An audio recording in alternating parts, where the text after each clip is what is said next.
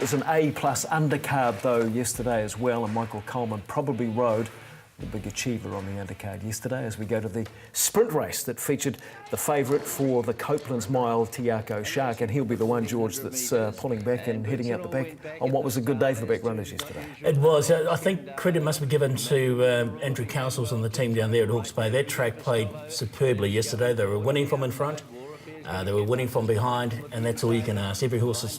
Each horse was getting its opportunity. This horse here, though, he went from yesterday from going into that race as potentially a smart horse to being a very, very smart horse. This was a wonderful performance. He was back, fourth last on the outside. As soon as Michael Coleman let the brakes go and let him slide forward, you can see him there bolting. Just wait a bit longer, Michael. Just wait a bit longer. He waited quite long, didn't he? He did. He tried to wait as long as he possibly could. They ran along, had a reasonable tempo, but he's probably following the right horse there at this stage, though, isn't he? He was very, very dominant in the end. But what I like, and he's done this on a couple of occasions now, Akau Shark, when he circles him, when the shark circles him, you know he's going to let down. And when he let down yesterday at about the 200 metres, it was all over. Love Affair, nice run. War Affair winner. Yeah, just next time for War Affair, it looked like next time. This is a class act. He's putting away some very, very well-performed horses. It was super easy, wasn't it? Oh, fabulous win. Fabulous win. Kind of the most eye-catching performance of the day in some ways. The interesting thing for me, and sorry, George, I echo your comments too on the track. All the results yesterday seem to me to be tempo-related rather than track-related, and that's all as an owner or punter that you want to see as a fair track. Interesting where he goes next. Was that too good for Riccarton?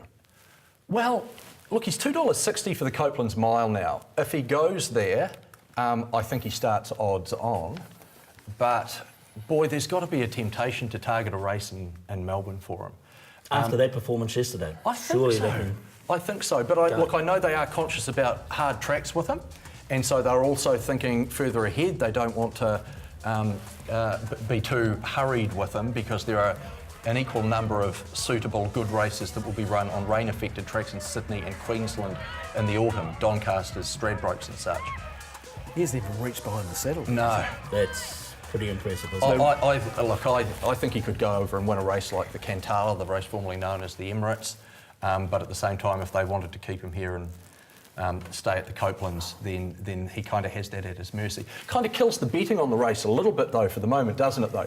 You look at the fixed odds for that, and you can't back him because you don't know if he'll be there. But you can't back something else because if he starts, then, come on, you're getting unders. As good as Akau Shark was, and he was very, very good, there was a terrible effort in that race yesterday. You go for Scolo. Well, he probably won't. He probably won't be going to Riccarton. Yeah. I'd actually given him there's been a bit of discussion about Hugo Foscolo on this program. Not entirely positive all the time. Not only in here, but also out there. No. But I was willing to give him a pass. I backed him yesterday because he went a great trial at Waikato a couple of weeks ago where they sort of let him rip a bit. He went almost race speed and just donkey-licked them. But he went for 1,000 metres to get to the front. That's him. He's a tease, isn't he? Gorgeous-looking animal, trials up beautifully. Hasn't recovered from the Australian trip.